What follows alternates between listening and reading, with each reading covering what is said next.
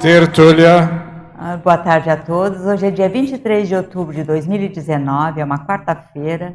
O verbete é de número 5010. Ele tem 7 páginas, 53 logias e 13 máximos. O tema a ser debatido hoje é o autopreconceito, da especialidade Antievoluciologia. E a verbetógrafa de hoje é a veterana professora Ila Rezende. A professora Ila é graduada em Comunicação Social, Jornalismo e Psicologia, especialista em Psicopedagogia e Terapia Cognitivo-Comportamental, brasileira, natural de Aracaju, Sergipe, voluntária da Conscienciologia desde 2001 e docente de Conscienciologia desde 2015, tenepsista desde 2003. Vamos agora aqui a definologia. O autopreconceito é a atitude ou comportamento de homem ou mulher predispor-se ao autojulgamento a priorista e infundamentado, censurando e camuflando os traços trafares ou não admitindo os traços trafores, de modo autoimpositivo, evidenciando o entendimento, a ressignificação e os ajustes necessários às reciclagens intraconscienciais recins pró-evolutivas. O tema central é nosográfico. Na pensenologia, ela traz o holopensene pessoal da autorrepressão, o holopensene da autogestão dogmática, o holopensene pessoal anticosmoéticos, os autopensenes a priorísticos, a autopensenização irrefletida, a acriticidade autopensênica, a autoescravidão pensênica, o autoesforço mudando a pensenidade por meio da vontade, a mudança de bloco pensênico, favorecendo o autodesassédio. E ela conclui com a maturopensenidade, o holopensene pessoal da autorreflexão evolutiva. Na fatologia, destacamos a utilização de mecanismos de defesa do ego para esconder fragilidades e vulnerabilidades, a defesa da autoimagem distorcida, automática, acrítica e repetitiva, a autoexigência, o orgulho disfarçado, a hostilidade reprimida, o erro interpretado como sendo fracasso, o distanciamento das próprias emoções, o descaso com os aportes recebidos, a razão apenas na interpretação dicotômica do certo, errado, a assunção das potencialidades, a autonomia evolutiva, o autoconvívio cosmoético proporcionando a concepção da PROEX. Na parapatologia, ela traz a autovivência do estado vibracional profilático na prevenção do autopreconceito, o monopólio do cardiochakra, a supremacia do psicossoma, o padrão da autopensenização preconceituosa, o autodesassédio desfazendo o link entre consciências extrafísicas patológicas do passado, o afastamento da consciência dominadora ou consciências da holosfera da consim, o atendimento aos credores e paracredores evolutivos na TENEPS e a conexão com as centrais extrafísicas.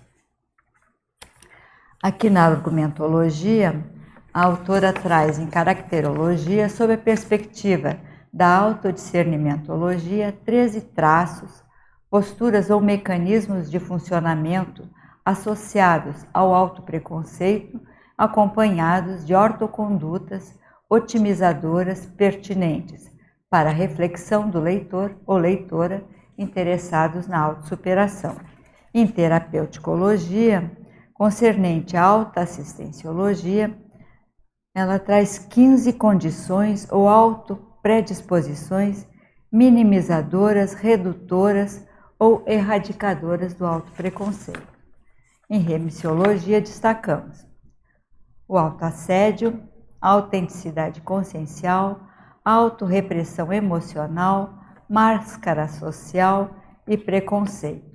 A frase enfática: O autopreconceito da Consim impede a própria liberdade de manifestação, de modo a priorista, impositivo e irracional, gerando autoconflitos, com prejuízos às renovações íntimas evolutivas.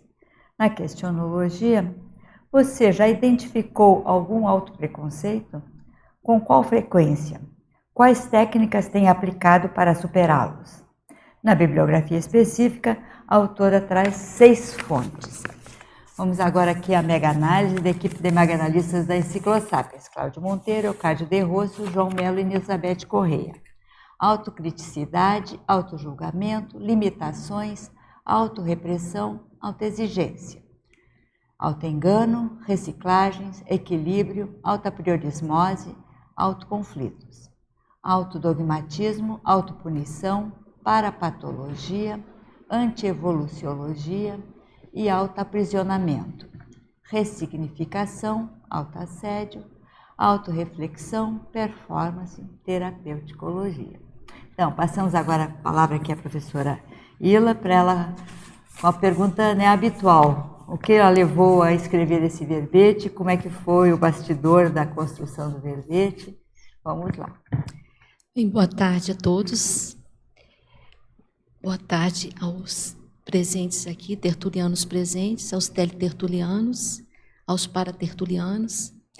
Agradeço aí a mediação da Marilene Haganin e também a ajuda aí dos amparadores relacionada a essa temática do autopreconceito. Bem, a motivação, o que me levou a escrever esse verbete, foi quando eu estava fazendo o curso Consim Cobaia.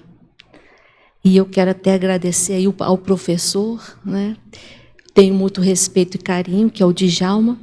E nesse curso foi identificado ali um mecanismo, um modus operandi, onde eu tinha aí esse autopreconceito. Desconhecia completamente isso, não tinha consciência que eu tinha esse traço disfuncional aí, restringidor aí da minha autoevolução. Imediatamente eu já quis ali fazer um verbete. Então vou fazer um verbete. Para quê? Para aprofundar o conhecimento e para mover os reajustes, as reciclagens necessárias. Né? E já estão acontecendo, não é? Então vamos agora aqui, começando com as perguntas lá de Conceição dos Ouros, a nossa Mariluz. Então, a professora Ila, na fatologia, na página 2, na última linha, a autonomia evolutiva. Poderia comentar fazendo um link com a terceira autopensata, evolução. No caminho da evolução, a sensatez consiste em a consciência dominar a si mesma. Muito bom. Autonomia evolutiva. E a última, né, pensatas aqui ortopensata do professor Valdo, no caminho da evolução, a sensatez consiste em a consciência dominar a si mesmo. Essa autonomia, ela deve ser cosmoética. Não adianta você agir sem cosmoética. Por exemplo, o caso desse verbete, o autopreconceito. Aqui falta uma autocosmoética. Por quê? Porque a pessoa ela está se administrando perante a vida de uma forma patológica. Então, quando ela passa a se administrar perante a vida, focando na evolução e cosmoeticamente, aí tudo muda, porque com a cosmoética ela não vai ter comportamentos prejudiciais a si mesmo, como é o caso desse verbete. Então, agora na parafatologia, na página 2, na 6ª linha. Poderia aprofundar a respeito do desassédio de consciências, promovendo a autopesquisa e, se possível, compartilhar alguma casuística? O desassédio ele pode estimular ali uma autopesquisa e vice-versa. a autopesquisa pode estimular o desassédio. Por exemplo, uma vez eu fiz um curso sobre arco voltaico, né? Aí, pela clarividência, eu fiquei observando ali a aplicação do arco voltaico e observando a dimensão extrafísica. O que eu pude observar? Como que as consciências relutam em sair da psicosfera da pessoa, né? E como que os amparadores ficam ali do lado com muita paciência, com um acolhimento ali, esperando o tempo ali dela sair da psicosfera para ser encaminhada, né, por eles. Então, isso gerou assim, em mim reflexões e também motivo de pesquisas. Até mesmo um tema aí da recalcitrância. Por que muitas vezes as pessoas não querem receber assistência? Isso foi algo que eu pesquisei a partir desse item. A pessoa recusa assistência, é isso? Isso, eu não entendia isso. Eu tinha dificuldade de entender isso. Eu pensava assim, nossa, mas se é para o bem dela, por que ela não aceita? Mas é um direito da pessoa querer aceitar ali a sua ajuda ou não. Por exemplo, outro dia eu estava no trânsito, né? Então eu parei no semáforo e um rapazinho chegou e me pediu dinheiro. Aí eu falei assim, olha, eu não tenho dinheiro, mas eu tenho isso aqui, você quer? Era uma sacola cheia de roupas. Ele, o que é? Roupas? Aí ele falou assim, não quero. Eu falei, tá bom. Aí eu sorri, achei assim interessante, porque eu, no lugar dele, eu ia querer, né? Mas é um direito dele recusar. Então, isso eu já passei a encarar com naturalidade. Ela está pedindo agora para você comentar os itens da enumerologia. A Marilux, é? Está na página 3. Ah, então tá. A enumerologia, eu fiz 2 enumerologias aí. Eu vou ler e depois eu vou explicar, né? Por exemplo, o ato a priorista, o ato precipitado, o ato dramático, o ato irreflexivo, o ato irrefutável, o ato equivocado, o ato idealizado. Então, essa primeira enumeração, ela está apresentando aí, ressaltando o lado do emocionalismo, do apriorismo.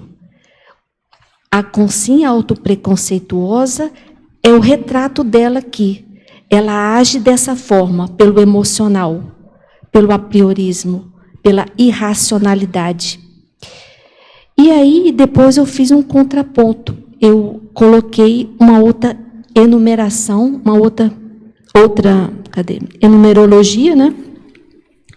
O autoconceito lúcido, o autoconceito ressignificado, o autoconceito realinhado, o autoconceito aprimorado, o autoconceito legitimado, o autoconceito autêntico, o autoconceito pró-evolutivo.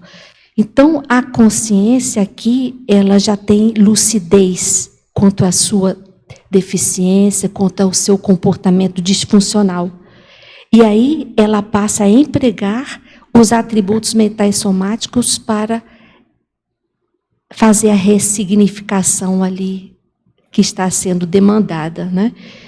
Então, ela passa a ressignificar o comportamento disfuncional e passa a utilizar a racionalidade, sem apriorismo, sem preconceito consigo mesma. Tem a parte patológica e a superação dela, está muito boa essa numerologia. Aí eu lembrei que você estava comentando que a pessoa que defenderia o verbete hoje, assim, prioritariamente, ela tem escrito verbete desconstrução da autoimagem idealizada, que tem toda a relação com o que você está trazendo aqui, que é a imagem idealizada desconstruída de uma certa forma, não é? Isso. O objetivo desse verbete é desconstruir a imagem idealizada, porque a consciência autopreconceituosa, ela é dicotômica, ela fica nesse extremismo, situação indesejada, situação idealizada, e ela escolhe a idealizada. E aí fica faltando autenticidade, é isso? E aí falta autenticidade, falta liberdade de manifestação. Agora aqui na última página, ela está pedindo para você comentar a frase enfática e fazer um contraponto com a coloquiologia. O pior cego é aquele que não quer ver. É muito interessante isso, né? O pior cego é aquele que não quer ver.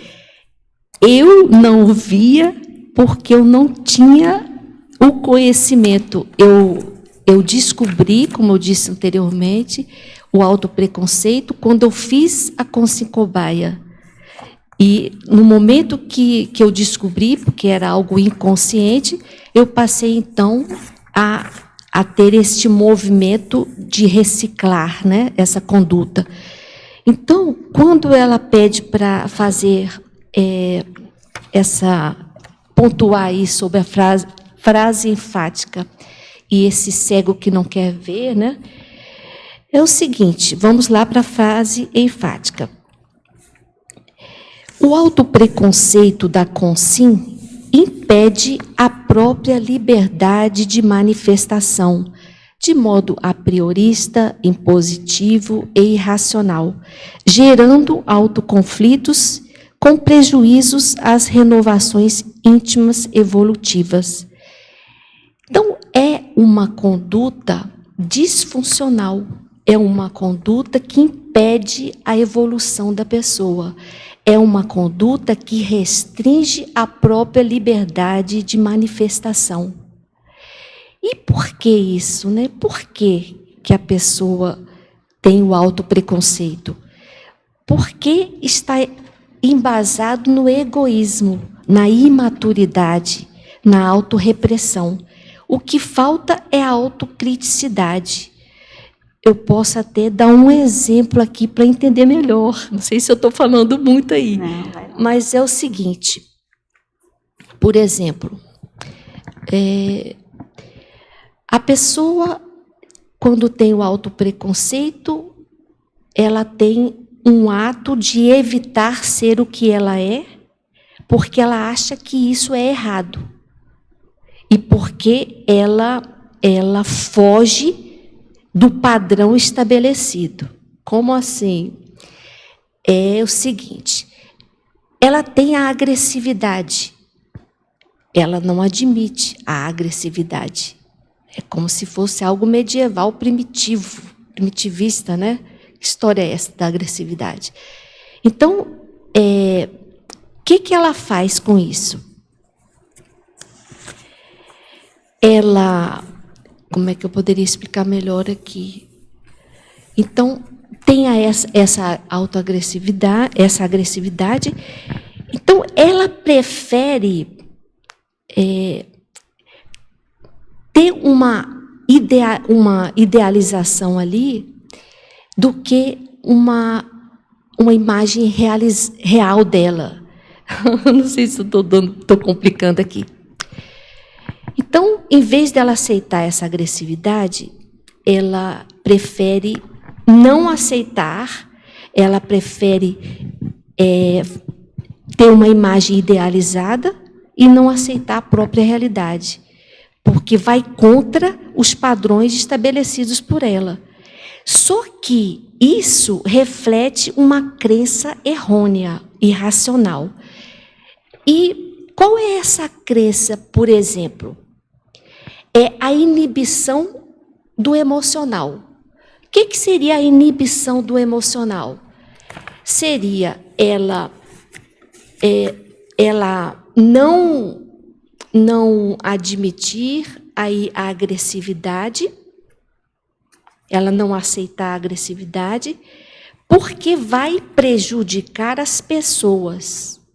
Não aceita a agressividade porque vai perder a própria autoestima. Não manifesta a agressividade porque vai gerar autoconflitos e conflitos também. Só que, se a gente for analisar, é uma crença irracional, disfuncional. Por quê? Porque a agressividade, a gente não pode generalizar. Nem sempre ela é patológica. A agressividade, ela pode salvar vida. Tem alguém ali se afogando, você pode agressivamente puxar pelo cabelo e salvar a vida da pessoa. Outro exemplo, a agressividade pode fazer assistência. Por exemplo, em vários momentos aí, eu pude manifestar a agressividade e teve efeitos positivos aí na assistência. Mas mais para frente eu falo, não vou falar demais aqui. Mas deu para entender aí, né? Sobre a crença muito irracional, muito engessada. Só reprimir não resolve, não é? Isso. Então, agora aqui, a verbetógrafa Ila, a pergunta vem de Cidade Leste do Paraguai. Terapeuticologia, na página 6, ela pede sobre o item 14, autorretratação. Poderia comentar e dar algumas dicas sobre a autorretratação? Autorretratação, né? Você admitir os próprios erros enquanto parte da evolução, retratando-se. Então, isso aqui tem muito a ver com a maior necessidade do autopreconceituoso, que é a autoaceitação. A autoaceitação dos erros, a autoaceitação dos acertos, a autoaceitação dos trafores, da assunção dos trafores, naturalmente, e a autoaceitação dos trafares. Os trafares, ele tem a sua importância. A nossa evolução é motivada por eles. É a partir deles que nos lançamos ao desafio de fazer a reciclagem adequada ali, àquela demanda autoevolutiva. E o que mais que eu poderia falar? E aí, a terapêutica está indicando aí a importância aí de você fazer a autorretratação, né? Essa mudança, essa ressignificação da sua postura disfuncional. Você, em vez de ter autopreconceito, você se aceitar integralmente. Porque os seus traços fardos fazem parte de você, representam a sua singularidade também.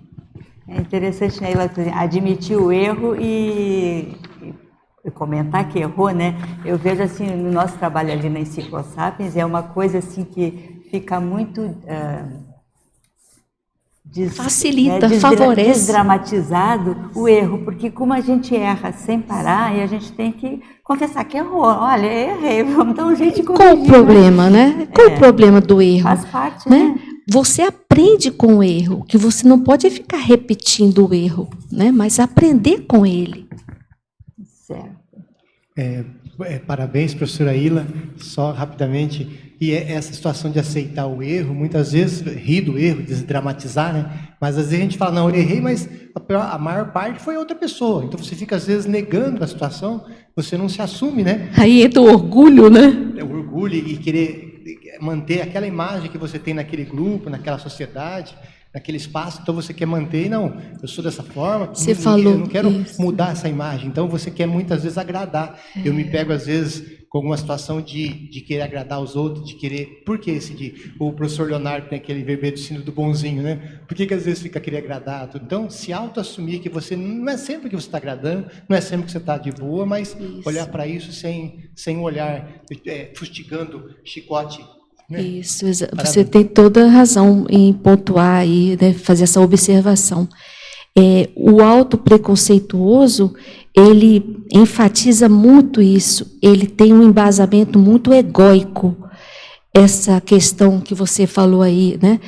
É a reputação, né? A imagem, preservar aí a autoimagem, né?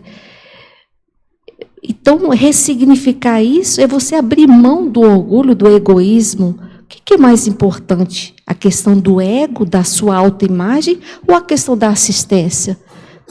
Não é? Facilita a vida, não é? Quando a gente assume, errei, pronto, vamos dar um jeito de corrigir. Vamos lá. Agora, aqui em efeitologia, ela está pedindo, na terceira linha, na página 3, na primeira linha, os efeitos antievolutivos das crenças e dogmas de todos os tipos. Você poderia comentar? É muito interessante a seção da efeitologia, né?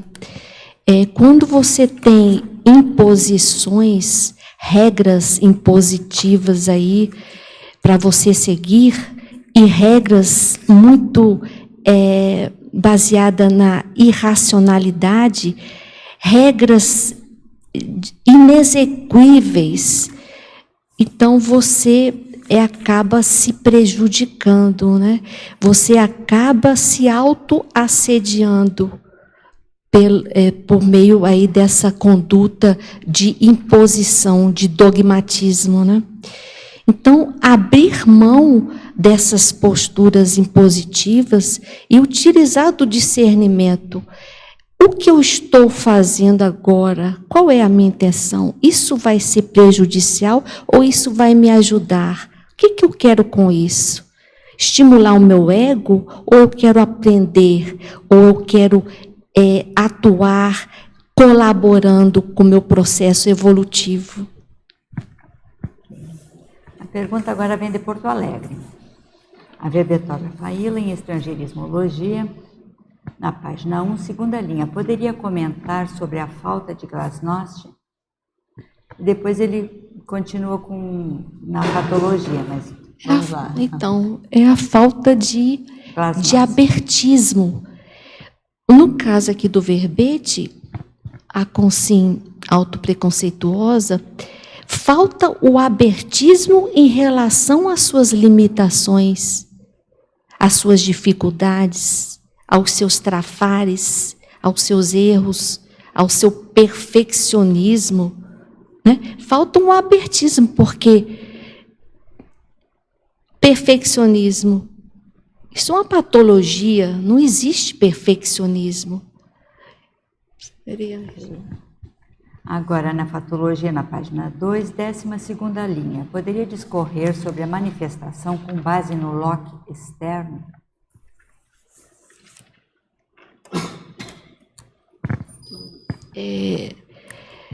Quando você atua focando no Locke externo, você está enaltecendo aí o ego, você está enaltecendo aí a sua autoimagem, a sua reputação, ficar bem na fita, você fica dependente do feedback do outro. A sua segurança depende do outro. Ah, foi bem. Aí você se sente seguro. Então, nós temos que acabar com esse comportamento que também é disfuncional. O Locke prioritário é o interno. É você fazer bem de acordo aí com a sua intencionalidade. É você dar o melhor de si dentro daquilo que você consegue. Então, isso é uma coerência. É uma honestidade consigo. Priscila. Parabéns pelo verbete, muito obrigada, eu adoro esse tema. Na fatologia, na 4ª linha de baixo para cima, a autorreflexão constante sobre a autenticidade comportamental. Eu queria que você comentasse e também que você dissesse o que você entende como autenticidade comportamental. Muito boa a sua pergunta, Priscila. Autenticidade consciencial, né? É você o comportamental, o consciencial, né, da consciência, do comportamento aí da consciência, né? Obrigado, Lara. Então, essa autenticidade que eu estou ressaltando aqui, né? Em relação a esse verbete, há uma necessidade aqui de uma autorreflexão constante sobre o seu comportamento, para que você preserve a autenticidade, para que você tenha a liberdade de ser você mesma, independente de ter ou não ter trafares, entendeu? Então, você refletir constantemente se o seu comportamento está sendo autocosmoético, porque quando o seu comportamento é autocosmoético, ele não é prejudicial a você mesma. Agora, quando o seu comportamento tem autopreconceito, você está se prejudicando. Você está cerceando a sua liberdade de manifestação. Você está gerando autoconflitos. Você está impedindo de se posicionar porque você tem medo de ser agressiva, de prejudicar o outro. Às vezes essa falta de autenticidade, ela pode se dar, por exemplo, por eu ter que seguir padrões culturais. Então, eu vou dar um exemplo meu agora, por exemplo, eu cortei o cabelo. Então, eu tive comentários de todos os tipos. Desde, mas você é mulher, você tem que ter cabelo grande. E aí eu falei para a pessoa, não, mas eu estou bem, estou feliz. E para mim a praticidade vale mais e tudo. Então, tem essa questão da gente refletir sobre o que a gente realmente quer, independente da cultura, independente do que é imposto para a gente. Isso. Ser honesta consigo, né? Seguir a sua vontade. Priorizar aí a sua vontade. Não ser levada pela opinião do outro. Se o que você faz tem cosmoética, você não está prejudicando ninguém, qual o problema então, né? É a reflexão assim, será que eu estou agindo pelo que eu realmente quero fazer? Ou será que eu estou agindo porque se eu não agir de determinada maneira, como tem que ser, vai vir muita coisa em cima, vai vir a repressão, vai vir os olhares. Então, assim, eu deixo de agir como eu gostaria, eu deixo de fazer o que eu gostaria, de ter o comportamento que eu gostaria, por causa do que vão pensar, do que vão dizer. Então, eu acho que... Você acha que isso se encaixa na autenticidade comportamental? Com certeza. Você se posicionar intimamente para não ser aí levada pela manipulação alheia. Senão você não vai fazer o que você quer, você vai fazer o que os outros querem, né? E se a gente for observar na sociedade, tantos filhos querem fazer uma profissão, querem escolher uma profissão, mas faz uma outra porque já tem ali na família, não quer desagradar o pai. Então, se anula em função do desejo do outro. Às vezes essa anulação é pela imagem que ela vai ter perante a sociedade. Então, eu sei que eu tive isso, né? Eu primeiramente optei por uma graduação porque eu queria ter um status financeiro. E, assim, não me arrependo, porque me trouxe um conhecimento incrível sobre o funcionamento do corpo. Mas hoje eu sei que se eu tivesse optado por uma outra profissão que me renderia menos, eu seria mais feliz. Então, também tem essa questão do status social, financeiro que a gente vai ter diante das pessoas, diante da família e tudo, né? Então, a pessoa deixa de escolher o que ela realmente gostaria de fazer por uma questão financeira, por uma questão de imagem que ela vai ter social. Isso mesmo. Quer perguntar? Fica à vontade.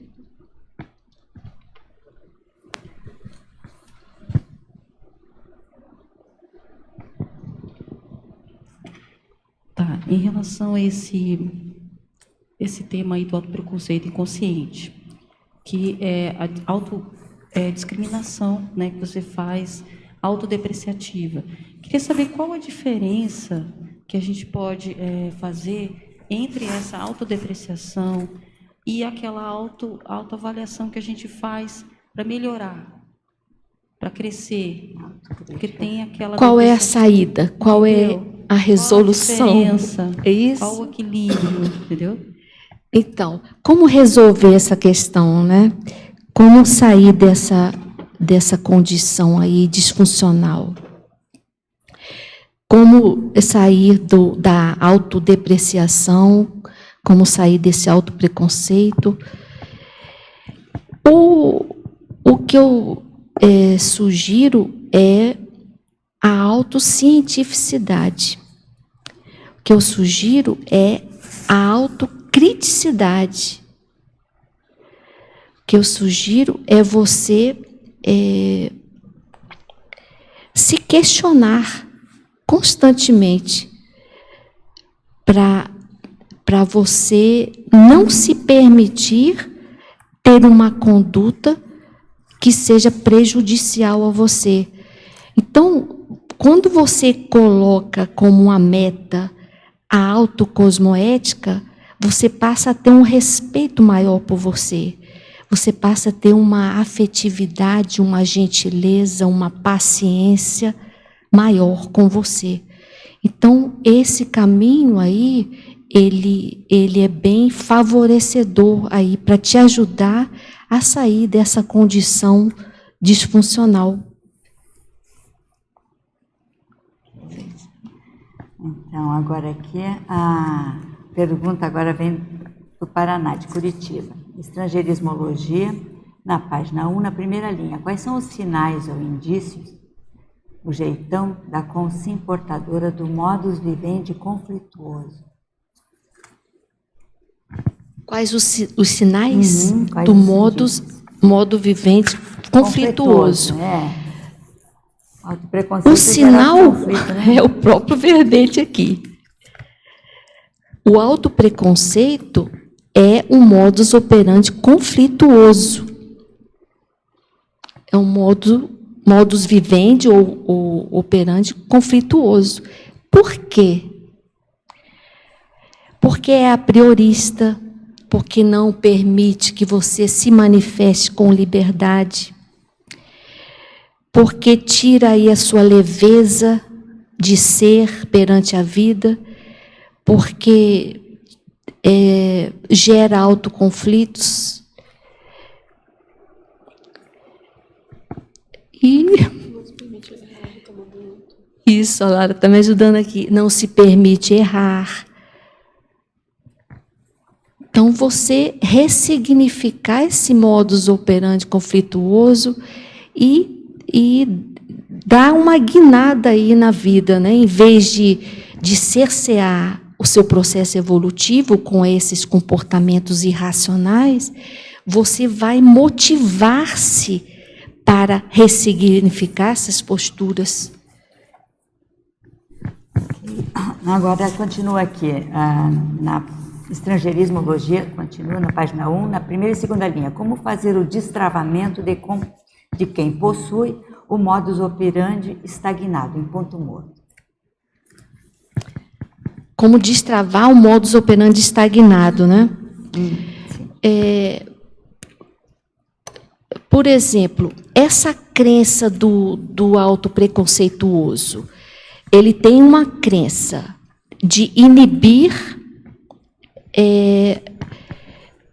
inibição aí em relação ao...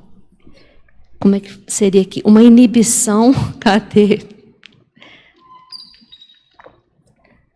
em relação às próprias emoções, né? Ele inibe a emoção da agressividade, por exemplo. E isso... Ai, cadê a pergunta? Me perdi aqui, repete aí, Marilene. Desculpe, o destravamento de quando possui o modus operandi estagnado, em ponto morto. A pessoa fica parada porque não consegue então, ser autêntica, por exemplo, vezes, né? Em dúvida do antes eu tinha um modus operandi estagnado em relação ao autopreconceito. Por quê? Porque eu não sabia que eu tinha. Era inconsciente esse processo. Quando eu passo a ter a lucidez que eu tenho esse modus operandi disfuncional, ali mesmo eu já quis fazer um movimento de reciclagem, né?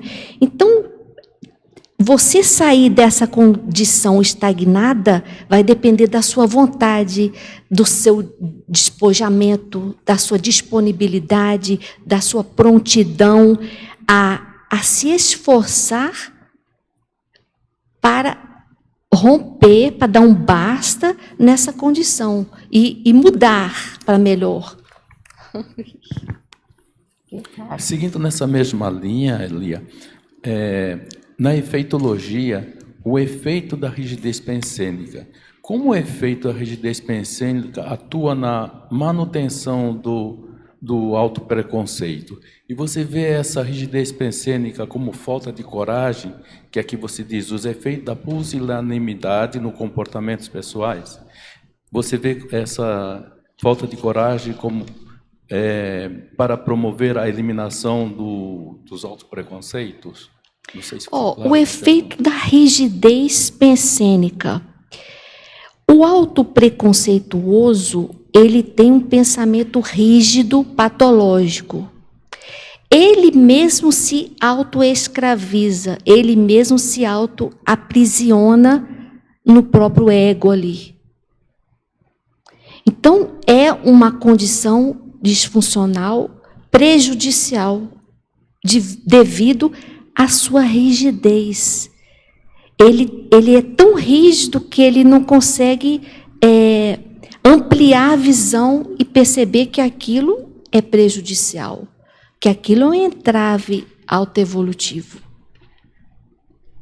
Então, o efeito da rigidez é um efeito muito patológico. Então, para complementar aqui esse pensamento, eu tenho o autopreconceito que eu não sou capaz de expor as minhas ideias em público. Eu penso assim, essas minhas ideias são tão bobas, não vale a pena. É um autopreconceito que eu tenho comigo mesmo. Né? Por exemplo, em relação a isso, ou você quer perguntar outra coisa? Não. Em relação a isso, tem uma crença aqui da negação do talento. O autopreconceituoso, ele nega os seus talentos e ele enfatiza, ele prioriza os trafares. Então, essa virada que eu estou fazendo agora, né? Mudando dessa posição retraída para uma posição mais arrojada, mais expositiva, para me lançar mais. Uma boa sugestão nesse sentido aí é você se questionar: qual é a minha intenção? Eu estou querendo a prevalência do meu ego ou eu quero uma oportunidade para fazer assistência? Isso aí já faz uma diferença. A gente para com esses detalhes restringidores, repressores. É por isso mesmo. É por aí mesmo que eu estou tentando fazer. Obrigado. Só para complementar o que você falou aí, seu questionamento, eu tenho que escrever alguma coisa, algum livro. Desde que eu cheguei aqui, as pessoas me cobram. Por diversas vezes eu fico me autocorrompendo, eu acho. Poxa, mas eu vou escrever o quê para quem? Tá? O pessoal aqui conhece muito a Conscienciologia, como é que eu vou escrever para essas pessoas? Aí alguém, algum dia, falou para mim assim, não, escreve como se fosse para você. E na hora que você escrever para você, alguém vai publicar. Tá? Então já tira a preocupação daquele ente, daquela entidade com sim, que você vai enfatizar. Mas mesmo isso aí não foi suficiente. Aí alguém chegou para mim de repente e falou, não, escreve para as concierges que estão te acompanhando, elas precisam do que você escreve. Para mim já melhorou. Então já destravou um pouco, ou seja, esse corrompimento que eu estava tendo, e vai me facilitar escrever. A partir do momento que eu não vou mais me preocupar com quem eu vou interagir, eu vou, entre aspas, interagir com consciências, né? Eu não tenho aquela preocupação de estar visualizando as pessoas. Isso vai me auxiliar. É uma maneira de eu bypassar esse preconceito, digamos assim. Necessário. É interessante essa sua colocação.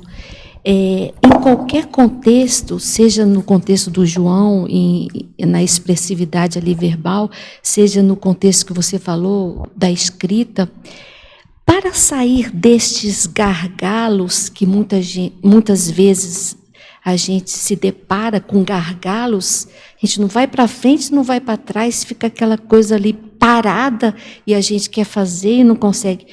Uma boa alternativa é um movimento.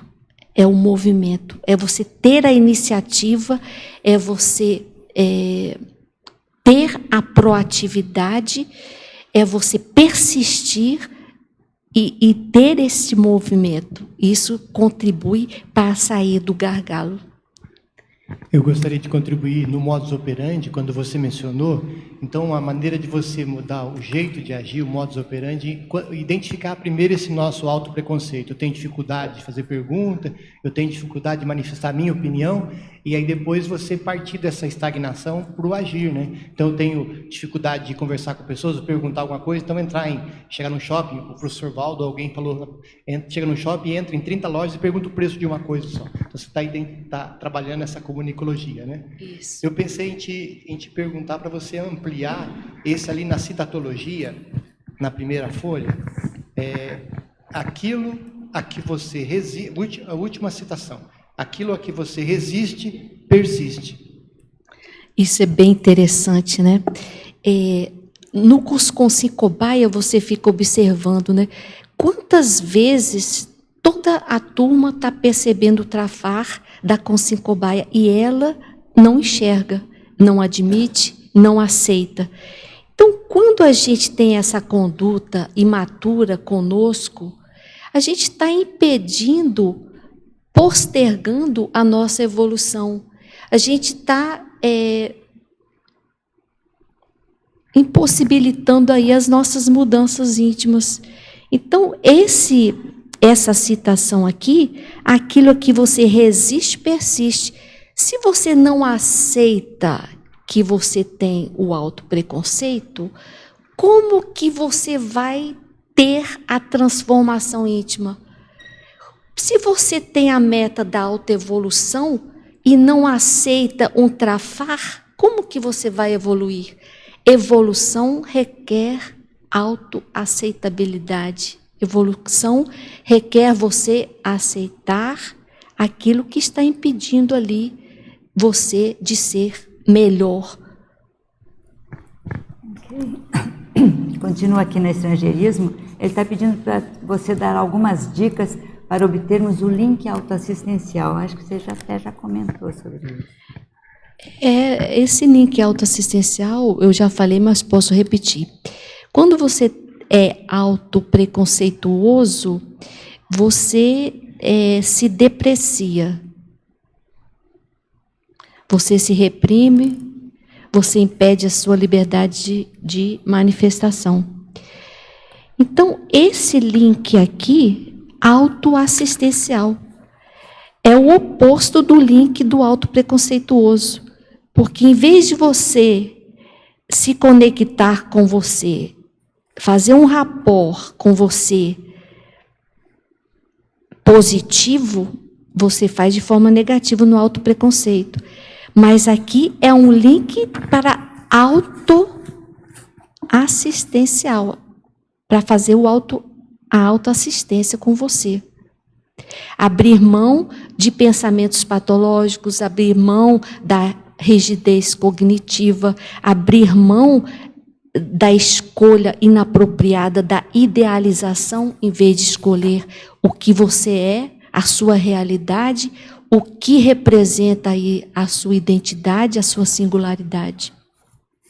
Agora aqui tem duas perguntas que estão relacionadas. Ele continua aqui de Curitiba, na fatologia, na linha, página 2, na 13ª linha. A Consim pode fazer a criação da própria prisão e viver no auto-engano de se achar livre. Como se libertar dos grilhões autoimpostos? E aqui depois a pergunta que vem de Portugal, eu acho que uma coisa está ligada com a outra.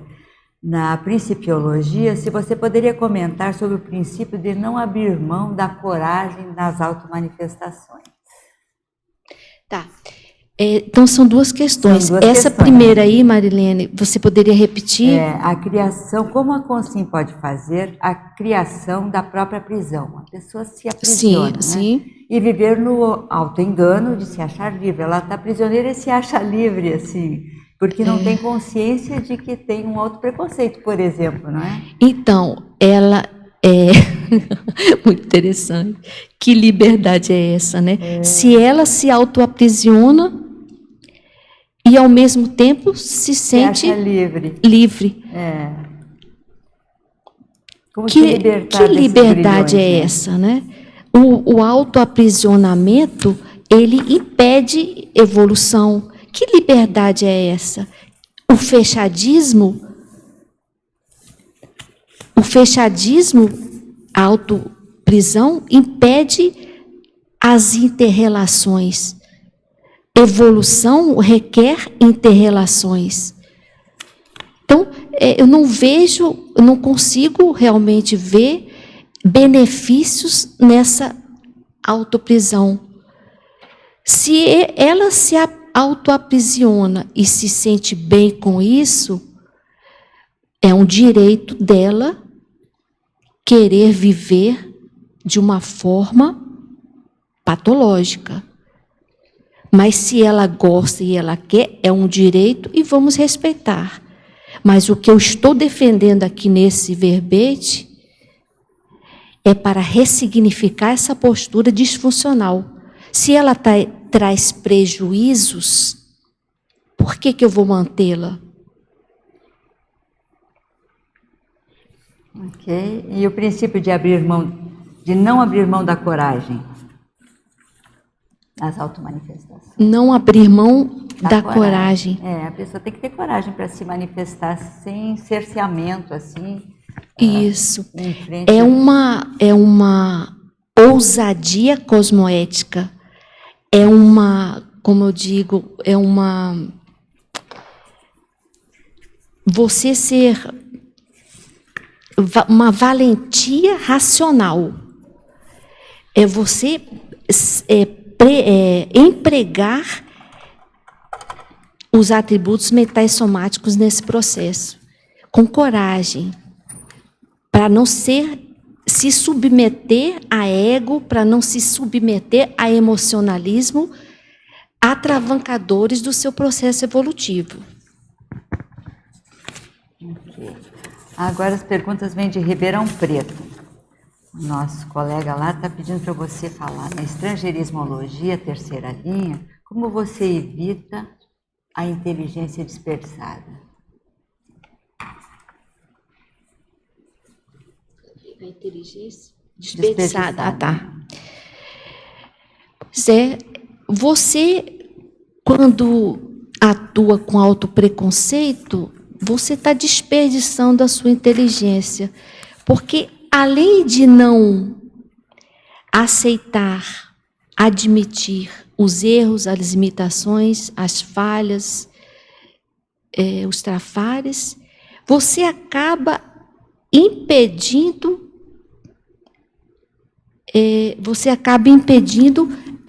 a sua potencialidade. Você acaba impedindo a manifestação dos seus trafores. Então, por um lado, você evita o seu lado negativo, os seus trafares, e isso também acaba prejudicando a manifestação dos seus trafores. Por exemplo, Eu gosto da afetividade, eu gosto de atender as pessoas, eu sinto prazer na assistência, da gentileza. Só que, quando prevalece o autopreconceito, isso fica distante. Eu nem atuo com o meu lado positivo. Bloqueia, inclusive, o seu lado positivo. Bloqueia também a sua interassistência. Então, uma coisa que eu anotei aqui, que eu achei bem interessante, é quando você retifica a sua conclusão errônea sobre você, você amplia as autorrealizações e você amplia as realizações em relação às outras pessoas. Isso vai potencializar, ampliar a sua interassistencialidade. Ok? Continuando aqui, na página 2, na 7ª linha. Como superar cosmoeticamente a pouca flexibilidade consigo e com as outras consciências? Bem interessante. Como superar a pouca flexibilidade consigo. Eu fiz até um verbete, autossuperação da inflexibilidade. E para você, se você tiver interesse, pode assistir, que é bem interessante. Fala em 21 trafares correlacionados à inflexibilidade. E como é importante Como é importante a gente trabalhar a flexibilidade. Porque a flexibilidade cognitiva, ela vai nos permitir aceitar a nossa realidade. Ela vai nos permitir abrir mão da idealização, porque é um autoengano, é uma autoilusão. Então, flexibilizar é preciso. A flexibilidade, ela contribui para a desrepressão. A flexibilidade, ela contribui para a autodespreconceituação. Posso só acrescentar que flexibilização não é jeitinho brasileiro. Então, só para deixar a reflexão aí que né? Flexibilidade não é jeitinho brasileiro.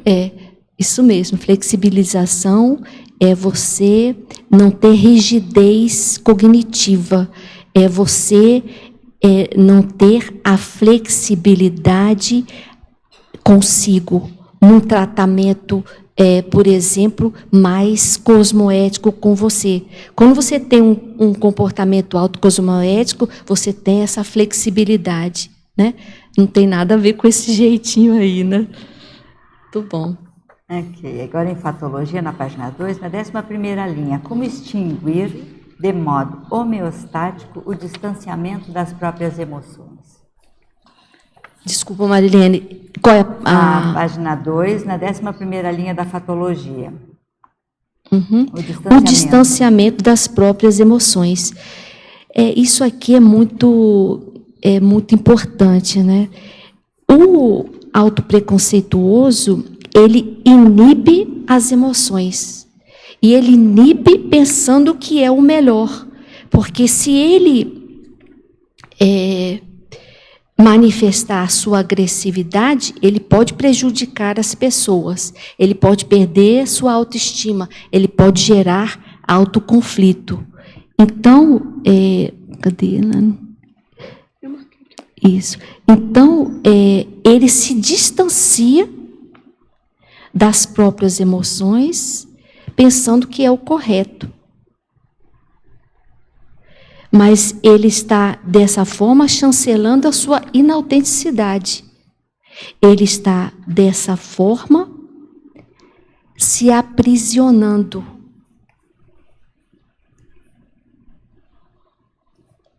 Então, o importante é você manifestar o que você é. E você buscar ressignificar aquilo que necessita de reajustes, né, de mudanças aí. Entender as suas emoções. Você quer perguntar? Parabéns pelo verbete. Obrigada. Eu gostaria de fazer uma pergunta que na fatologia, na segunda linha, onde tem a defesa da autoimagem distorcida, eu gostaria de saber assim, como descobrir ou como perceber que eu estou tendo uma autoimagem distorcida. E a segunda questão é se você tem assim algum exemplo pessoal que você poderia explanar para a gente, em que você percebeu que você estava usando dessa defesa da autoimagem distorcida. Uhum. Por exemplo,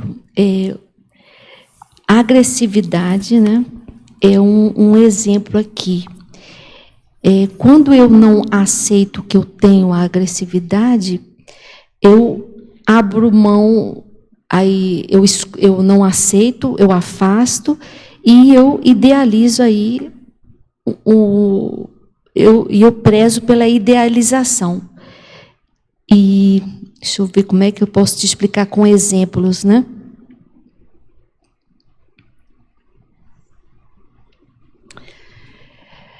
E quando, eu vou dar um exemplo bem interessante aqui, e quando ela não é distorcida, é quando você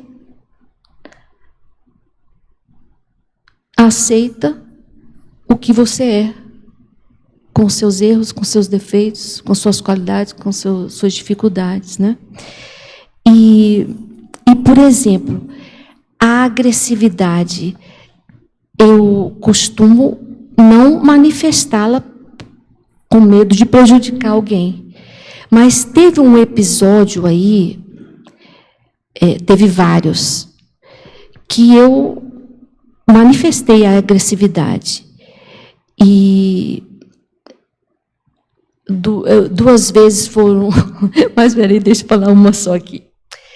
Por exemplo, uma pessoa com perfil intimidador. Uma pessoa com perfil intimista. Essa pessoa, ela vai gerar o que nas outras? O medo. Ela vai ser respeitada pelo medo. E isso ocorreu, né? Por exemplo, num grupo, existia essa pessoa com esse perfil intimidador. E tirava a paz, desestabilizava o ambiente, deixava as pessoas nervosas quando ela se aproximava. Quando ela chegava, o ambiente mudava, né?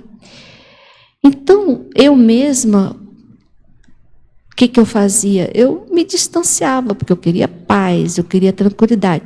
Só que essa minha conduta também era imatura, porque eu poderia ali estar detectando demanda assistencial, estar ajudando aquela pessoa, mesmo ela tendo um comportamento que eu não gostava, né? Mas, enfim, teve um momento em que eu manifestei a agressividade. Aí falei com ela, né? Como se estivesse falando ali com 200 pessoas, por exemplo, porque foi manifestada ali a agressividade, deu uma sacudida ali, energeticamente, pela fala, na pessoa. E depois eu fiquei, nossa, como, que eu fiz? Né? Eu fiquei meio assustada quando eu manifestei a minha agressividade. Fiquei pensando, nossa... Mas aí eu tive um feedback de alguém, falou assim, olha, o que você fez foi muito bom. Só desse jeito que a pessoa entende. Depois eu pensei, realmente, quando a pessoa tem um perfil intimidador, se você for muito polido, ela não vai nem ligar, entra por ouvido e sai para o outro. Ela não vai ligar, ela vai até pensar, fraquinha, muito boazinha. não vai nem ligar porque você fala. Então, muitas vezes é necessário a agressividade sadia em prol da assistência. Quantas vezes o professor Valdo dava um tapão na mesa assim? Aquilo ali era uma agressividade sadia. Então, quando a gente manifesta, utiliza, a gente está beneficiando não só a pessoa intimidadora, mas a gente está beneficiando também as consciências que estão ali com ela. E teve um resultado muito positivo nesse episódio. A pessoa não repetiu mais o que ela fazia. Agora tem uma pergunta de Porto Alegre que tem a ver com o que já foi falado aqui, mas é bem interessante. Na antepenúltima linha lá da fatologia, você coloca lá a desestigmatização exitosa do autoconceito, aproximando a autoimagem da própria realidade consciencial. Poderia comentar, e se possível, com casuística? Uhum. Você vai dar um basta na sua tendência à idealização. Você vai priorizar aquilo que é importante, a sua realidade, para estar em consonância com o processo autoevolutivo. Isso. Então, continuando aqui com as perguntas de Ribeirão Preto, na Fatologia, página 2, 16ª linha. Poderia explicar a razão apenas na interpretação dicotômica do certo e errado? O autopreconceituoso, ele é dicotômico. Ele é extremista. Ou uma coisa ou outra. Ou a situação indesejável, ou a situação idealizada. Então, ele tem um modus operandi muito simplista, muito a priorista. Há a necessidade, então, de complexibilizar a situação. Ela é complexa. Ela não é taxativa, ela não é absoluta. Tem que ter a tal da flexibilidade que nós falamos anteriormente. Na Fatologia, agora página 2, 3ª e 4ª linha, de baixo para cima. Como desenvolver essa autotransparência? Autotransparência seria a autenticidade, né? Como desenvolver ali a autotransparência? Isso aí é importante, você praticar a autopercepção constante. Se você está se percebendo ali, atenta, atilada a si próprio, a seu comportamento, isso vai favorecer a sua transparência. E como eu disse anteriormente, a autocosmoética, autoafeto e também mental soma, questionamentos. Espera aí, eu estou fazendo isso, eu estou sendo honesta comigo? Eu estou sendo verdadeira? Por exemplo, vou dar até algo aqui que eu fazia e hoje não faço mais, né? Quando alguém me pisava na bola comigo, fazia alguma coisa aí que eu não gostava, a minha reação imediata era me afastar. Não gostei, me afastei. Hoje, eu já não admito mais isso. Hoje eu prezo pela transparência. Então, a atitude era imatura, era prevalecida aí pelo orgulho. O que prevalecia era o orgulho. Não gostei, me afasto. Não dava nem a oportunidade de conversar. Hoje eu prezo pela transparência. Por exemplo, recentemente tive uma experiência em que ficou atribuída algumas tarefas para mim. Aí a outra pessoa foi e fez. Eu não gostei. Se fosse tempos atrás, eu falei, então já que você fez, termina e eu não vou fazer mais nada. Ó, orgulho, olha a imaturidade. Então, o que eu resolvi ser transparente? Cheguei e falei, olha, eu não gostei da sua... do que você fez.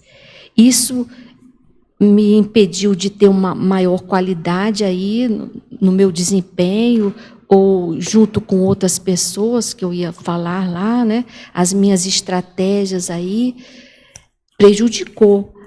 Aí a pessoa não gostou e eu falei assim, olha, antes eu não estaria aqui falando com você, mas eu estou me posicionando porque eu gosto de você e porque eu estou tirando a limpo isso com você.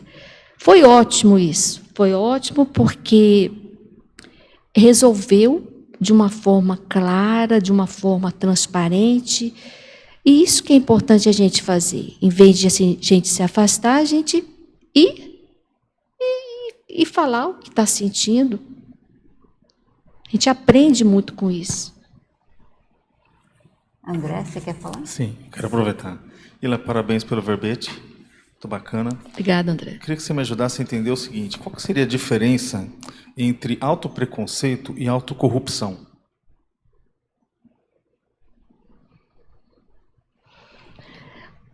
O autopreconceito é a representação da sua autocorrupção. Ou seja, um é filhinho do outro. Representa a sua autocorrupção em não admitir você ser o que você é, mesmo com suas falhas, limitações, deficiências. E você considera que o autopreconceito ele é um tipo de mecanismo de defesa do ego ou não? Sim, é um mecanismo de defesa do ego. É uma defesa, por exemplo, a idealização é uma defesa, também a autovitimização é uma defesa. É o segundo item da patologia, que não você é? fala justamente a utilização, mas ele no caso não seria só a utilização, ele seria um mecanismo, né? É um mecanismo de defesa. Ele é um mecanismo mesmo. Sim, do ego. Do ego. Por quê, né? Porque em vez de você aceitar, você não aceita o real. Você prefere a idealização do que o real. Porque o real vai contra os seus padrões estabelecidos. Por exemplo, a crença, como eu já disse, vou repetir aqui, a crença da inibição emocional. Você tem a agressividade e você não aceita essa agressividade. Aí você prefere inibi-la para não prejudicar o outro. Inibi-la para não perder a sua autoestima, para não gerar conflitos. Só que isso é uma crença irracional. Por quê? Porque nem sempre nós podemos aí generalizar a agressividade. A agressividade, ela pode ser positiva, ela pode ser uma agressividade sadia, nem sempre ela é patológica. Só que o autopreconceituoso, ele é rígido, ele não flexibiliza, ele não amplia a visão. E outra coisa... Não, se você quiser continuar falando. Mas nós estamos querendo mostrar aqui que ele pode ressignificar essa postura dele, postura disfuncional. Pode mudar. E vale a pena mudar, porque é uma postura que prejudica a própria liberdade da pessoa em se manifestar. Eu queria que você fizesse um cotejo também entre autopreconceito e autoassédio. O que o autopreconceituoso faz? A prática do autoassédio. Todo comportamento do autopreconceituoso tem a ver com autoassédio. como é que ele mesmo se autorreprime, autoaprisiona, é rígido, tem que seguir as regras impostas, regras com padrão de exigência alto e muitas vezes inexequíveis?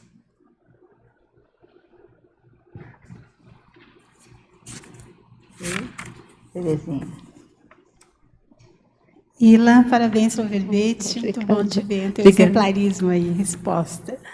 Aqui na fatologia, na página 2, 15ª linha, o descaso com os aportes recebidos. Como seria assim a pessoa se dar por conta que recebeu esses aportes e o fato dela não dar valor, em que sentido assim? É porque ela está tão envolvida com o próprio ego que ela nem se permite ter sentimento de gratidão em relação aos aportes, até de amparadores extrafísicos e também de amparadores intrafísicos. Quando ela sai do ego, ela pode até ter essa gratidão manifestada.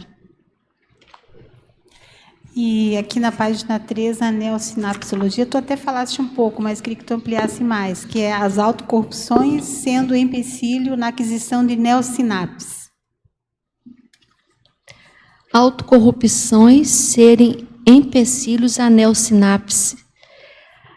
A autocorrupção, ela está ali fechada. Ela sabe o que tem que fazer, mas não faz. Então, ela se autocorrompe. E se ela se fecha a neo-ideias, a neo-posturas, ela impossibilita a neossinapse com esse fechadismo. E, por último, aqui na página 5, eu achei muito interessante a tua caracterologia, porque no final você traz a ortoconduta, né, otimizadora, pertinente àquela questão da autoenfrentamento. Então, se a gente observar, eu peguei todos os finais ali, até o item 13, todos eles têm uma conduta que a pessoa pode seguir, né, caso ela tenha, né, esse trafar, né, aqui, né, eu achei assim riquíssimo essa parte aqui, eu nunca tinha visto antes, assim, sabe? E, inclusive, eu estava vendo, isso aqui dá título de verbete, né, porque o final é título de verbete, estou exagerando um pouco. Mas, enfim, eu queria que tu ampliasse mais o item 8, que eu achei a autoidealização ali, que é a substituição da imagem idealizada pelo autoconceito realista. Então, o autopreconceituoso, ele tem as ideias, né, rígidas, né, os padrões rígidos dele, e tem que seguir aquilo. Se tem algo indesejável, um traço que é indesejável, a agressividade é primitiva, é medieval, que é isso, não deve ter agressividade. Então, o que ele faz?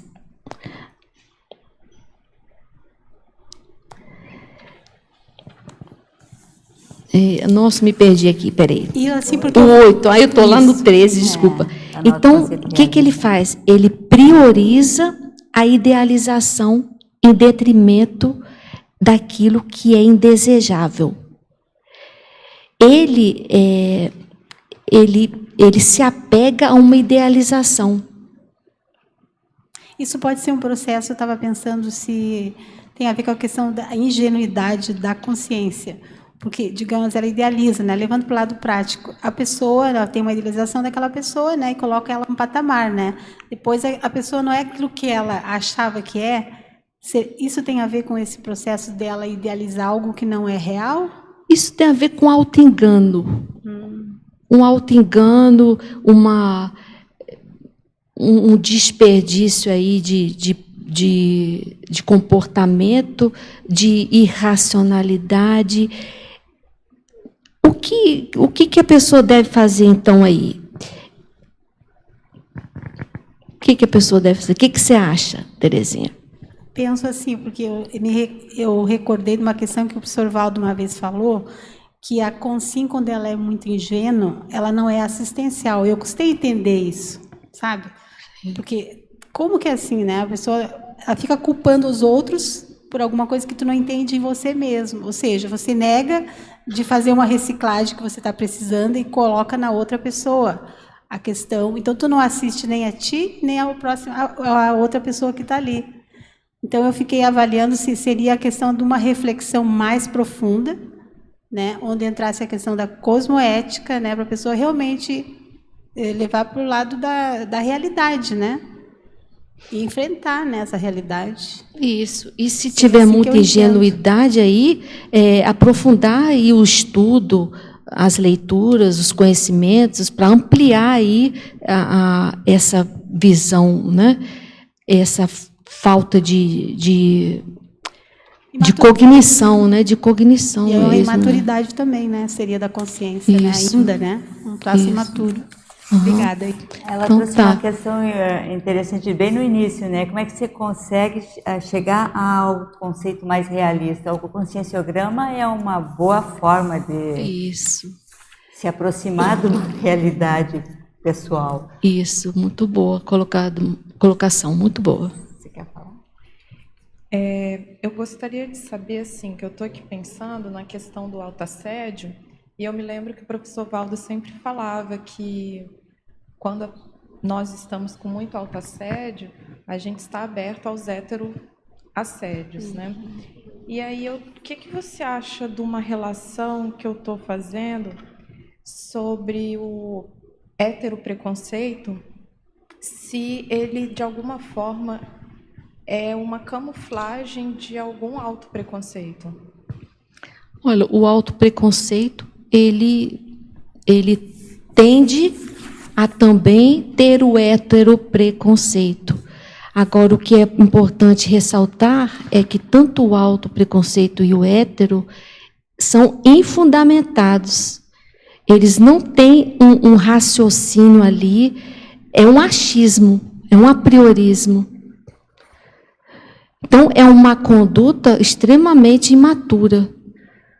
A pessoa não raciocina para ver se tem fundamento aquela opinião, aquilo que ela está sentindo naquele momento.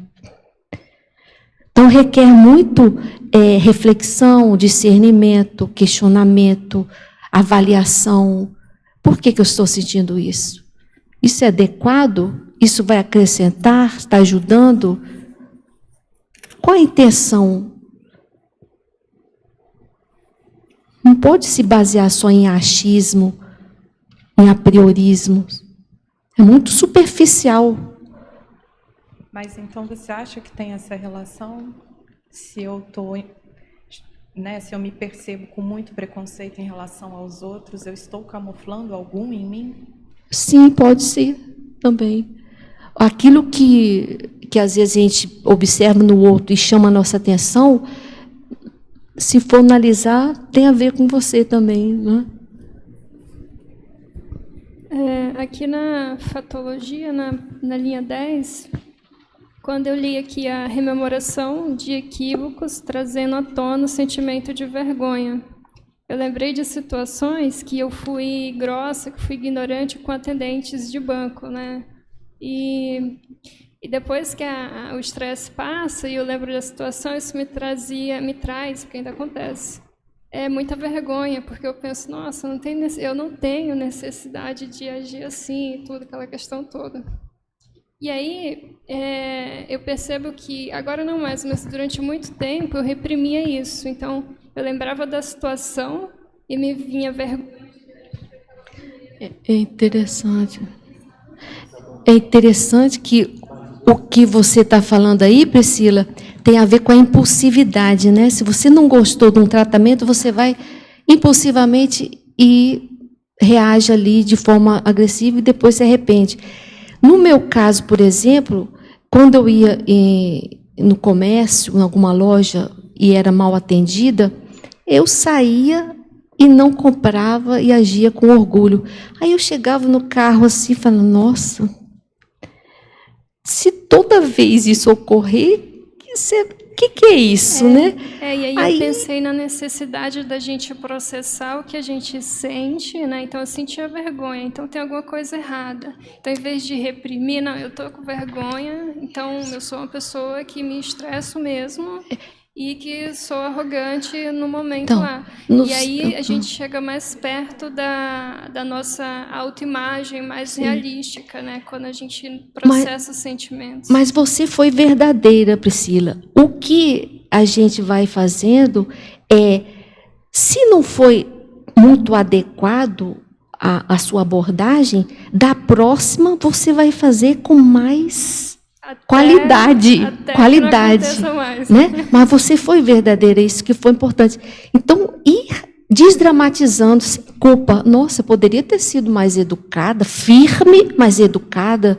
Então, você vai se aperfeiçoando o processo. E, por outro lado, no meu caso, eu me afastava. Aí chegou um dia que eu falei, nossa, eu não posso ficar agindo assim, quanta imaturidade.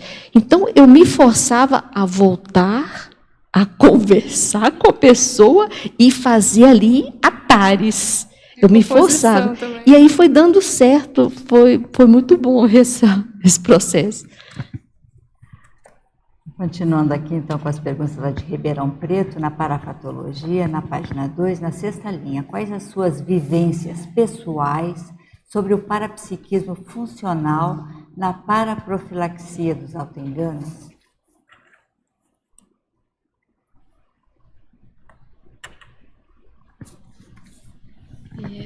Por exemplo,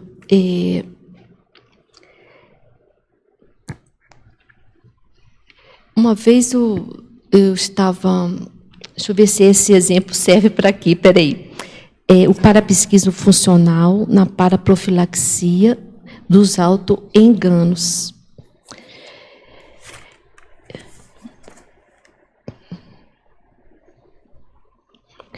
Por exemplo, né, aqui mesmo, você, quando se predispõe a trabalhar alguma questão, e você está aberta ali, se esforçando, você tem a ajuda extrafísica de amparadores.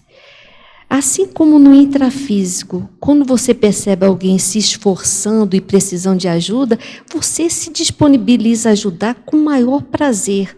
E assim é também com os amparadores em relação ao nosso autoesforço. Em relação à produção desse verbete, por exemplo, muitas vezes eu recebia informações sobre questões relacionadas a essa conduta disfuncional aqui, né? Mas deixa eu ver vou falar um aqui que tem a ver. Por exemplo,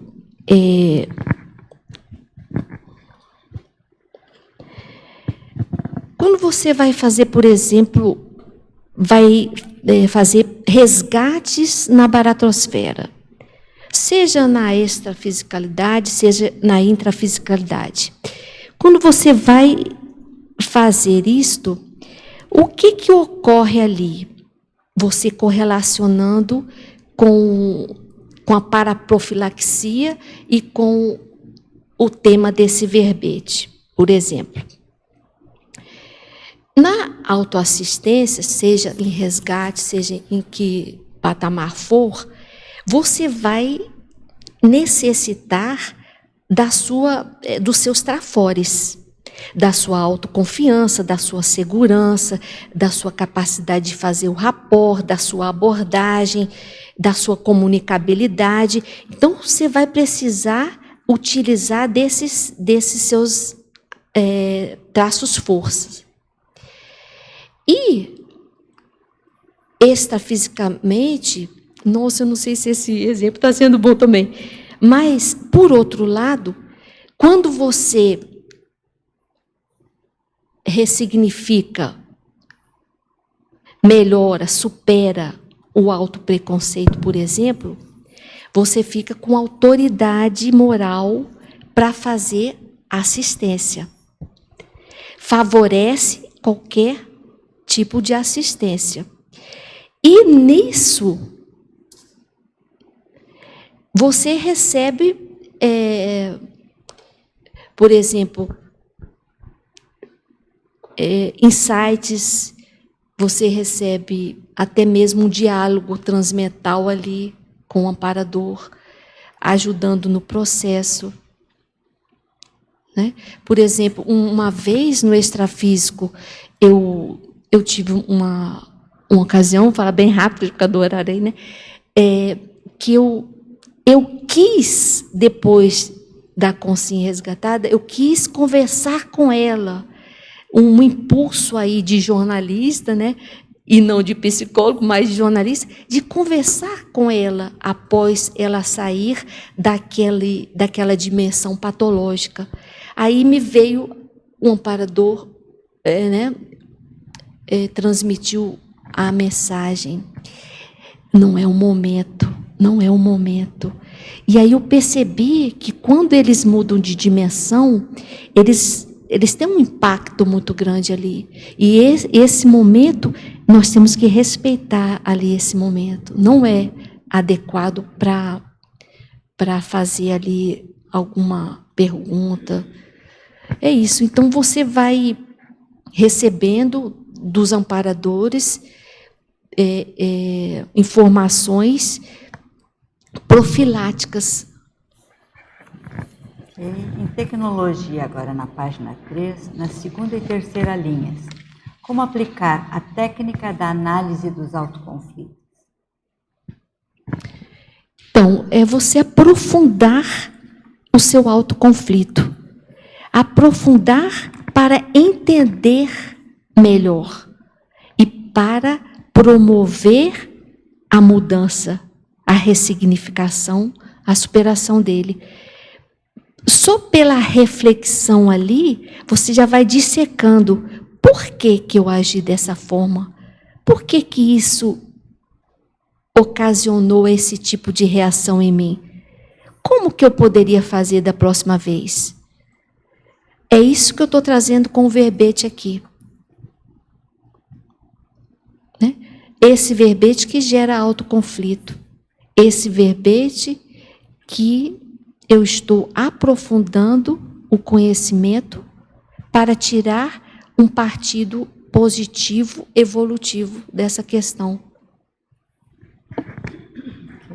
Continuando agora em tecnologia, nas linhas 3 e 4, poderia exemplificar a técnica da cosmovisão, favorecendo a percepção das atitudes egóicas arraigadas? Deixa eu ler de novo aqui, que eu estou comendo. Cadê? A técnica da cosmovisão, favorecendo a percepção das atitudes egóicas arraigadas, né? Pois é, essa técnica, ela facilita você detectar com profundidade, de modo abrangente, vários pontos ali da situação, né? Por exemplo, atitudes egóicas arraigadas. O autopreconceito, o embasamento dele é egóico, é egoísta, é a priorista. Então, quando você começa a estudar profundamente essa questão, você vai compreendendo melhor e isso vai favorecendo a promoção da mudança. Agora uma pergunta de Belo Horizonte. Na mitologia, na página 4, na terceira linha, poderia expandir em relação ao mito de a admissão de fraquezas, enfraquecer? De que modo você vem aplicando a desconstituição desse mito na intraconsciencialidade e, consequentemente, nas interrelações? O fato de admitir as fraquezas não enfraquece, né? O fato de admitir as fraquezas não enfraquece. O traço fardo, ele pode lançar você ao desafio evolutivo de transformá-lo em trafor, né? E outro detalhe importante também, que o traço fardo, o trafar, ele ajuda a nos conectarmos com o nosso público credor de vidas pretéritas. Então, quando você trabalha as questões antievolutivas, você também ajuda não só aqueles que convivem com você, pelo seu exemplarismo, mas também o público extrafísico, que precisa aí do seu exemplo para também promover neles a mudança de patamar evolutivo. Agora aqui na numerologia, ele está pedindo para você esclarecer sobre o ato irrefutável. Você lembra da numerologia? O ato irrefutável é o ato impositivo, dogmático, que não dá para refutar. Então, como que é a enumerologia relacionada à primeira, porque eu fiz duas, né? Sim. Então, como que vai sair desse ciclo patológico antievolutivo, se não pode nem refutar, questionar, refletir, discernir, escolher pela melhor conduta? Por isso que logo após essa enumerologia, que você destacou esse item, eu coloco uma enumerologia mais voltada à mental somaticidade, mais voltada ao emprego da racionalidade para mudar essa condição disfuncional. E eu até termino ali com a evolução. O autoconceito pró-evolutivo. Ila, na tecnologia, na página 3, eu queria que você comentasse sobre a técnica da autovigilância pensênica ininterrupta e depois sobre a técnica de autopacificar-se diante das provocações beligerantes. A técnica da... Deixa eu ler. É a primeira técnica e a última técnica. Cadê?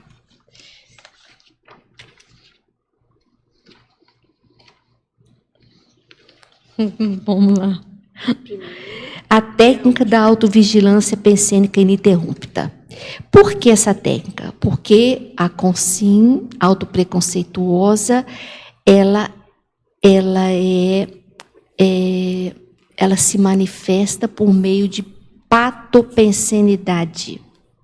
Por isso que é importante a autovigilância dos pensamentos constantemente, para não permitir o pensamento anacrônico, a priorista, rígido, patológico. E a outra técnica seria? A técnica de autopacificar-se diante das provocações beligerantes. Você falou bastante sobre a agressividade sadia, né? E como que é você autopacificar-se diante dessas provocações beligerantes? Sim. Por exemplo, para você se manter equilibrado, isso vai depender de você, é responsabilidade sua. Você não pode culpar o outro por tirar o seu equilíbrio. Nossa, você me desequilibrou. Nossa, olha o que você fez comigo. Absolutamente. Porque é responsabilidade nossa manter o nosso equilíbrio, independente da provocação do outro.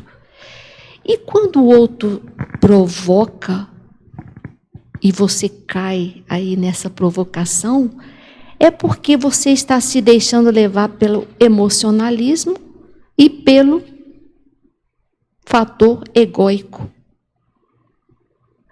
Agora, se você mantém ali a racionalidade, o discernimento, você fica olhando, ouvindo, e aquilo não vai ter absolutamente nenhuma interferência negativa sobre a sua conduta.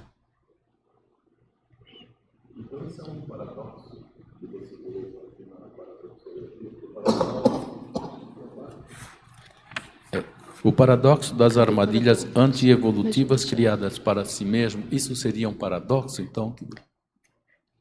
O paradoxo das armadilhas antievolutivas criadas para si mesmo. Esse caso de você colocar a técnica de autopacificar, se você não utilizar essa técnica, seria um paradoxo, então. Sim, porque aí você cai aí na condição disfuncional do autopreconceito. E de uma armadilha criada para você mesmo. Isso, de se autoaprisionar-se, em vez de libertar-se e priorizar a sua própria realidade. Ok, muito obrigado. Ok, João. Aqui, ó, a pergunta lá de Ribeirão Preto, na interaciologia, na página 3, na segunda linha, como ocorre a interação, captação, reflexão, reciclagem?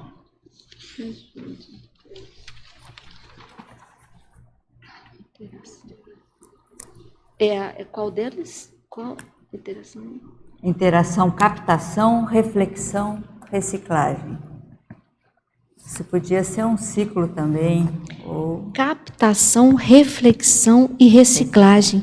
Essa interação aqui é propícia para sair dessa condição disfuncional, porque você vai utilizar aqui da reflexão. Então, existe essa necessidade, quando você for reciclar alguma postura disfuncional aí, a necessidade da reflexão, da ponderação, do discernimento. Espera aí, isso aqui, por que isso? Como que eu vou permitir isso, essa condição, se ela está me prejudicando? Sabe? Então, é isso. E agora aquilo, assim, você poderia comentar como assim, o curso com 5 cobaia voluntária do Conscienciograma, da Conscius, contribui para a desconstrução desse autopreconceito e para a pessoa se aproximar de uma autoimagem realista? Sim, eu descobri que eu já estou só um pouquinho, né? Agora eu melhorei bastante. O autopreconceito por meio da Consciência Cobaia, do curso Consciência Cobaia. Esse curso é muito importante, porque tem aqueles que não querem enxergar, não admitem enxergar as próprias, né, falhas, e tem também aqueles que não enxergam porque é um ponto cego. Isso que eu acho interessante nesse curso, que a Consciência Cobaia, esse curso, ajuda a identificar pontos cegos do seu comportamento. Quantas vezes você tem algo que você nem pensava que tinha? Autopreconceito? Eu não sabia que eu tinha. Né? Então, isso possibilita ampliar o autoconhecimento, possibilita acelerar o seu processo evolutivo, possibilita você estar ali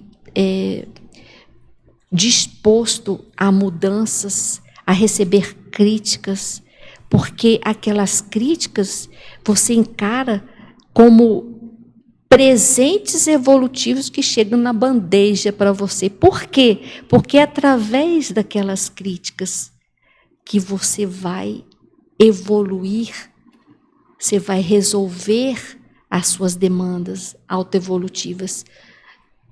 Tem também outro verbete que eu fiz sobre isso, sobre a questão da crítica, que é interessante também. Receptividade às heterocríticas, se você quiser. Interessante. Isso facilita também a redefinição do autoposicionamento pessoal, não é?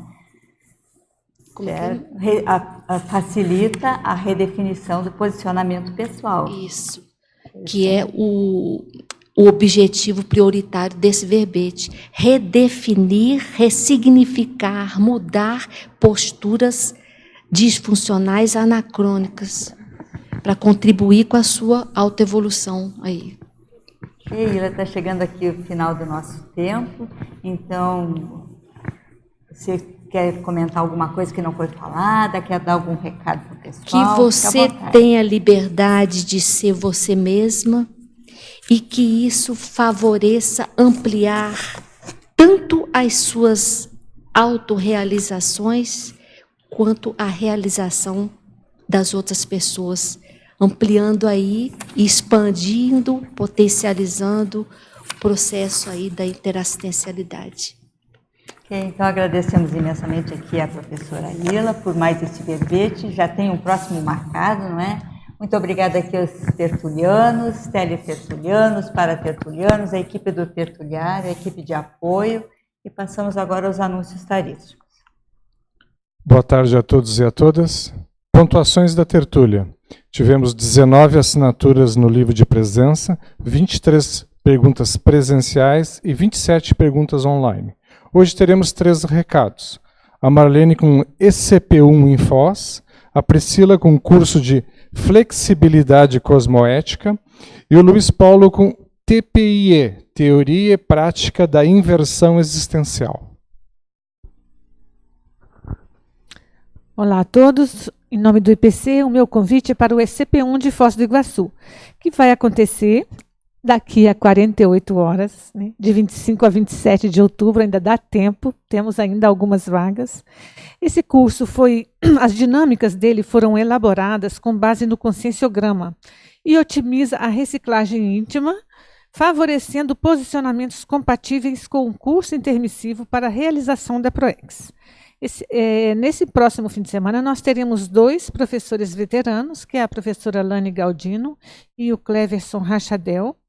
E nós temos, para maiores informações, um telefone com WhatsApp, que é o 45 99 108 0282. Aguardamos vocês. Obrigada. Boa tarde. Convido vocês para refinar sua auto-mega cosmoética através do curso Flexibilidade Cosmoética, que será presencial e online, nos dias 9 e 10 de novembro, mês que vem, lá no Discernimento. Os objetivos específicos são diferenciar a flexibilidade cosmoética de jeitinho brasileiro, colaborar com a superação das falácias lógicas justificadoras do jeitinho brasileiro, e apresentar os requisitos essenciais à flexibilização cosmoética. Para mais informações e inscrições, entre em contato com a recepção do CAEC ou diretamente com a Cosmoetos através do contato @cosmoetos.org.br ou pelo WhatsApp 45 991 29 41 22. Muito obrigada. Boa tarde a todos. Eu queria convidar todo mundo aqui para fazer o curso TPIE, ou Teoria e Prática da Inversão Existencial. Esse é o curso básico, o curso de entrada da Sinvex, e o objetivo dele é apresentar a técnica da inversão existencial, ou seja, explicar a técnica, como que ela funciona, quais são os fundamentos da técnica. A inversão existencial, para quem não conhece, ela é uma técnica de planejamento máximo da vida humana, iniciada desde a juventude, onde a pessoa ela constrói toda a vida dela, ou todos os fundamentos da PROEX dela desde a juventude, com base no paradigma consciencial. E esse curso ele visa atender tanto os jovens interessados em aplicar a técnica da INVEX, quanto em qualquer outra pessoa interessada em entender a técnica, seja você um professor de IPC, por exemplo, querendo melhorar o seu conhecimento sobre a técnica para esclarecer o desintermissivista. Enfim, esse curso é para todos. A nossa próxima turma vai começar no dia 25 de outubro, serão dias 25, 26 e 27. Começa agora nesse fim de semana, então ainda dá tempo também de se inscrever.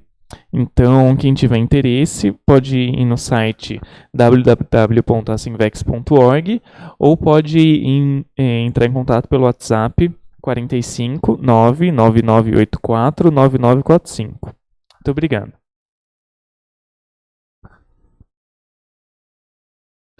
Amanhã teremos o verbete Lei da Intransferibilidade da Autoexperiência, especialidade Singularismologia, e o verbetógrafo Oswaldo Vernetti. Obrigado pela presença de todos e uma boa tarde.